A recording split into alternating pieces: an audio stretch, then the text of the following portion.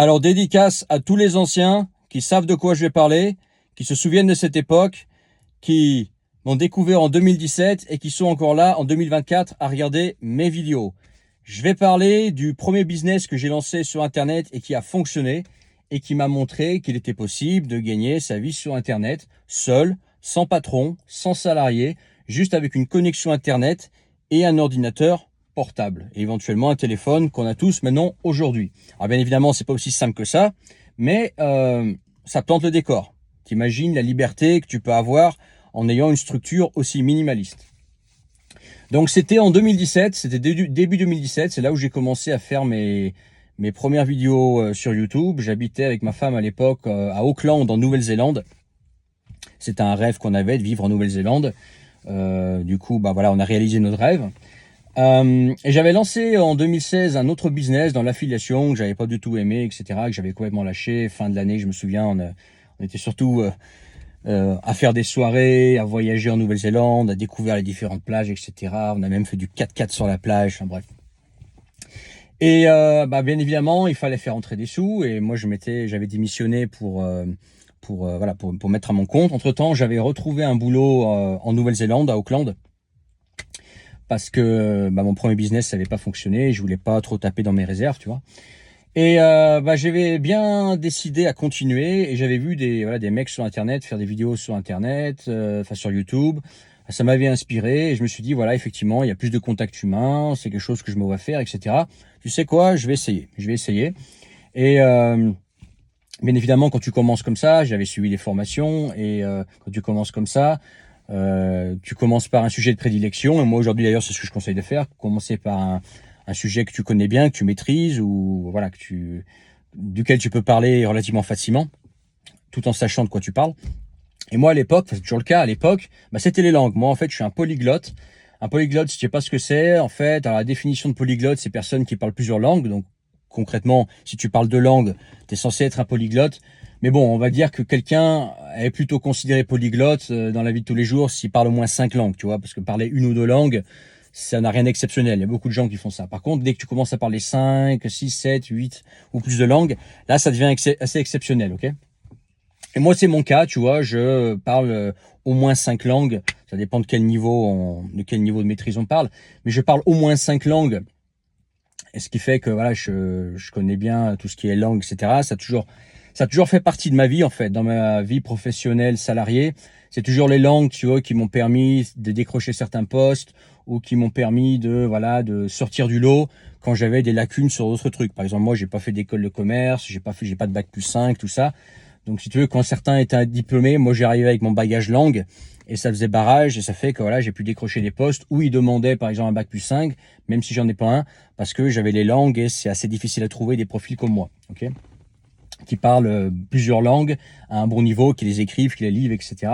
et qui surtout peuvent les apprendre rapidement, ok. En fait, c'est ça être polyglotte. Tout l'essence d'être polyglotte, c'est savoir apprendre par toi-même, rapidement, efficacement, n'importe quelle langue. On s'en fout, n'importe quelle langue, c'est tout pareil, en fait. En fait, il y a deux types d'approches. On va faire la petite parenthèse langue. T'as la personne en fait qui s'en fout des langues, qui n'y connaît rien, qui veut pas connaître, mais qui a besoin d'apprendre une langue, par exemple pour travailler. Typiquement, en général, ça va être l'anglais. Cette personne elle s'en fout de savoir apprendre une langue. Ce qu'elle veut, c'est juste parler la langue. Bon, dans ce cas-là, tu prends des cours particuliers. C'est ce qui est le plus efficace avec un prof ou une prof en tête à tête. C'est pas donné, mais c'est ce qui est le plus efficace. Ou alors tu vas dans une école de langue, tu suis des cours, c'est moins efficace, mais niveau tarif, c'est moins élevé.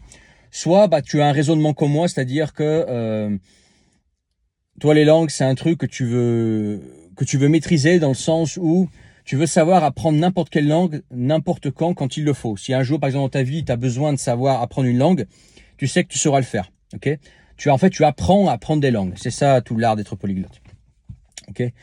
Et voilà, les gens comme moi, si tu veux, savent que toutes les langues s'apprennent de la même façon. On s'en fout de laquelle, que ce soit l'anglais, le russe, le mandarin, le japonais, le brésilien, enfin le portugais brésilien. On s'en fout, c'est tout pareil. C'est tout pareil, c'est toujours la même logique appliquée, la même méthode de travail, le même style de vie. C'est juste voilà le choix de langue qui change. Et si tu veux, moi j'ai décidé de transmettre ça, donc j'avais créé un concept. J'étais parti du concept que j'allais parler de comment apprendre des langues par toi-même, comment devenir polyglotte, devenir un bon en langue. Et surtout aussi de comment, en fait, utiliser les langues dans la vie. Parce qu'en fait, les langues, ça sert à rien. Les langues, si t'as pas de raison de les apprendre, à part épater les filles dans les soirées internationales, c'est vrai que ça fonctionne, ça épate les filles. Si tu passes d'une langue constamment, c'est vrai que ça en jette, ça marche. Mais à part ça, ça sert à rien. En fait, une langue ne sert à rien. Si tu ne l'utilises pas, c'est qu'il y a pas, s'il n'y a pas un but derrière. Parler une langue, ça sert à rien, ok? Donc moi, j'ai expliqué en fait pourquoi apprendre des langues, pour des raisons professionnelles, pour des raisons, par exemple, d'opportunités que tu peux avoir à l'international, certains métiers que tu peux qu'avoir si tu as un bagage linguistique assez conséquent, tu vois, des choses comme ça. Moi, les langues, quand même, en France, c'est ce qui m'avait toujours, comme on dit, sorti du lot. J'ai pu aller vivre en Russie, travailler en Russie parce que je parlais russe. Et être embauché là-bas. Ensuite en Asie parce que voilà, j'avais appris le mandarin, donc j'aurais pu me vendre comme ça. Après à Auckland, quand je me suis retrouvé avec mon business qui fonctionnait pas, j'ai retrouvé un travail sur place relativement facilement parce que je parle, j'écris et je lis bien l'anglais, ce qui fait que bah, sur place j'avais des clients anglais, enfin des clients anglophones, des collègues anglophones et voilà, j'étais complètement fluide dans cet environnement-là, tu vois, il n'y avait pas de problème de langue. Donc toi, en gros, ce que j'apprenais, en quoi par exemple les langues pouvaient être te faire gagner plus d'argent, etc. Bref, j'ai pas rentré dans tous les détails, c'est pas l'objet de la vidéo, c'est pas une vidéo faite pour l'apprentissage des langues, mais en tout cas voilà quel était mon concept de business. Donc j'ai commencé à créer des vidéos là, sur ce principe-là en 2017. Première vidéo, j'avais tourné dans un parc à Auckland en Nouvelle-Zélande. Et au début, bah par exemple les premiers mois, même si j'avais suivi une formation sur comment faire, bah tu sais, tu sais pas trop, t'oses pas trop, etc. Bref, c'était un petit peu laborieux. Et finalement, bah, j'avais mis en place un service, si tu veux, d'aide personnalisée, de coaching, si tu veux, et sur lequel bah, tu pouvais booker une heure de mon temps. Ça coûtait 200 € l'heure à l'époque. Et d'ailleurs, c'est comme ça que j'ai fait ma première vente sur Internet, en vendant en fait une aide personnalisée pour quelqu'un, bah, justement, qui était qui parlait déjà plusieurs langues, mais justement qui voulait savoir comment, voilà, comment concrètement il pouvait utiliser ça pour booster sa carrière. Donc je me souviens, j'avais passé du temps avec cette personne. Voilà, j'avais lu son CV, etc. J'avais dit comme écoute, il faut mieux que tu te présentes comme ça pendant l'entretien, etc. Et c'était parti comme ça. Ensuite, j'ai eu différents. Bah après, ça a décollé un petit peu. Je vais entrer dans les détails, mais après, il y a aussi voilà des gens que j'ai aidés juste à apprendre une langue en fait, qui galéraient à apprendre une langue et je leur ai expliqué voilà, ta stratégie est mauvaise. Si tu apprends tout seul, tu devrais plutôt faire ça. Tes ressources, tu devrais plutôt faire ça. Ça là, pendant ta journée, tu t'organises mal, etc. Bref. J'enseignais le style de vie polyglotte. Okay, donc je me souviens, ma première vente, ça m'avait montré déjà que bah, c'était possible. C'était possible, même si c'était qu'une vente, ce n'était que 200 €. Bah mine de rien, ça m'a montré que c'était possible. Ensuite, bah, le temps est passé, j'ai fait quelques ventes par-ci par-là, c'était pas assez pour vivre au début. Et jusqu'à arriver fin 2017, j'étais en Indonésie avec ma femme à Nusa Dua, à Bali, sur Bali, ouais. Et là, j'avais fait un lancement de produit, j'avais créé en fait une formation qui existe d'ailleurs toujours, qui existe de façon simplifiée à l'époque. C'était la formation plus un accompagnement en plus, que le tarif n'était pas le même, etc. J'avais fait un lancement et j'avais quand même gagné pratiquement 3000 €, ce qui était pour moi à l'époque ouf, parce que je me suis dit, bah, écoute, si j'arrive à faire ça tous les mois, bon bah concrètement, j'ai plus besoin de travailler pour un patron plus jamais. Je gagne ma vie depuis l'Indonésie tranquille avec mon MacBook et une connexion Internet. C'est royal. Maintenant, j'ai plus qu'à aller là où je veux. Si j'ai envie de rester là, je reste. Si j'ai envie d'aller ailleurs, bref, tu vois, après bien évidemment, c'est retombé un peu. Après, c'est remonté. Mais voilà, ça m'a montré que c'était possible. Ok, c'est comme ça que ça a démarré. Puis ensuite, j'ai continué ça pendant un moment, pourquoi j'ai arrêté? J'ai arrêté parce que au bout d'un an et demi, enfin j'ai pas arrêté, j'ai bifurqué en fait. Au bout d'un an et demi, j'en avais ras-le-bol de parler de langue étrangère en fait. C'est que les langues étrangères, t'en as vite fait le tour. Et c'est toujours le même schmilblick.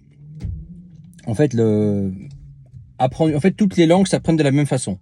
Donc une fois que tu as enseigné sur comment apprendre une langue, n'importe laquelle, et que la personne en fait a mis en place la mécanique c'est toujours la même. La mécanique est toujours la même pour l'anglais, le russe, le mandarin, le japonais, l'espagnol. En fait, c'est toujours pareil. Après, t'as les alphabets qui changent. Des fois, t'as des idéogrammes, etc. T'as des prononciations. Des fois, t'as des accents toniques. T'as des lettres muettes, etc. C'est des nuances de la langue, mais globalement, le style de vie et la façon d'apprendre ne changent jamais. Donc, une fois que t'as enseigné ça, après, bah, c'est toujours la boucle, tu finis par boucler. Et mes vidéos, en fait, au bout d'un moment, elles bouclaient. C'était toujours la même chose, toujours la même chose. Et ça m'avait gavé, quoi. Ça m'avait saoulé. Les résultats aussi étaient suffisants pour vivre. J'aurais pu vivre avec ça, par exemple, quelque part en Asie du Sud-Est. Mais c'était pas suffisant pour bien vivre, tu vois. À côté, je faisais quand même du freelance à un moment donné. J'aurais pu vivre que de ça, par exemple, si je vivais, je sais pas, quelque part à Chiang Mai, ou si je vivais aux Philippines, et que j'étais pas trop ambitieux, j'aurais pu vivre que de cette activité-là. Mais en tout cas, voilà, en tout cas, ça m'a saoulé, et voilà, donc à un moment donné, je me souviens, j'étais à Moscou, c'était en 2018, j'avais fait une vidéo, je ne sais même plus si elle est encore en ligne, cette vidéo, peut-être pas, parce qu'elle sert à rien. À un moment donné, j'ai fait le tri sur ma chaîne pour voir les vidéos qui ne servaient à rien. Et là, j'avais annoncé, bon écoutez, voilà, les langues, j'en ai ras le bol, c'est toujours la même chose. Je crois que j'ai bien fait le tour de la question. Ma formation apprenant autonome, elle reste toujours en ligne. Si vous voulez booker une heure avec moi pour qu'on parle de langue, on peut toujours le faire. Mais moi, je vais parler d'expatriation à partir de maintenant parce que ras le bol, quoi, tu vois. Et c'est comme ça, en 2018, que j'ai bifurqué sur l'expatriation. Et pendant, là récemment, tu vois, je parle plus d'expatriation parce que ça me gave aussi. On en reviendra après. Mais parce que je pense qu'au bout d'un moment, en fait, tu te saoules de tout. Hein. Quand tu fais ça, quand tu fais toujours la même chose pendant plusieurs années, bah, au bout d'un moment, t'en as ras le bol. En fait, tu as l'impression de boucler, de dire toujours la même chose, en fait. Mais bon, après, je suis parti sur l'expatriation et là, là, le business a bien décollé. Et ensuite, bah, j'ai pu me dire, écoute, voilà, maintenant, ça fait quand même quelques temps que tu en vis. Maintenant que tu commences bien à en vivre. Je me souviens en 2018, fin 2018, j'avais globalement 3000 €, même plus des fois stabilisé. Donc je me dis voilà, là ça va monter. Et puis ensuite c'est monté et voilà, l'expatriation et les méthodes pour s'expatrier, etc. C'est là le moment où en fait mon activité a vraiment commencé à grossir, quoi. Voilà, toute proportion gardée, hein, parce que j'ai pas l'ambition de devenir un gros entrepreneur. Ça m'intéresse pas. Moi, je veux un truc minimaliste, seul, où je me prends pas la tête, pas de salarié, pas de patron, et où je fais tout moi-même, en fait. J'ai envie d'un truc très simple. Voilà, c'était tout pour aujourd'hui. Maintenant, tu sais tout. Et tu sais pourquoi j'ai arrêté, tout simplement, parce que, voilà, toujours la même chose. Si ça t'a été utile, mets ton pouce. N'oublie pas de t'abonner, de partager si tu as envie, et commente. Commente en commentaire. Je vais te laisser parce que là il fait une chaleur de plomb dans la voiture, j'arrive plus à réfléchir. Le problème c'est quand je mets la clim, comme j'ai une ligne complète inox, ça fait son bruit aussi, quoi. Je te laisse là-dessus, à plus tard, ciao.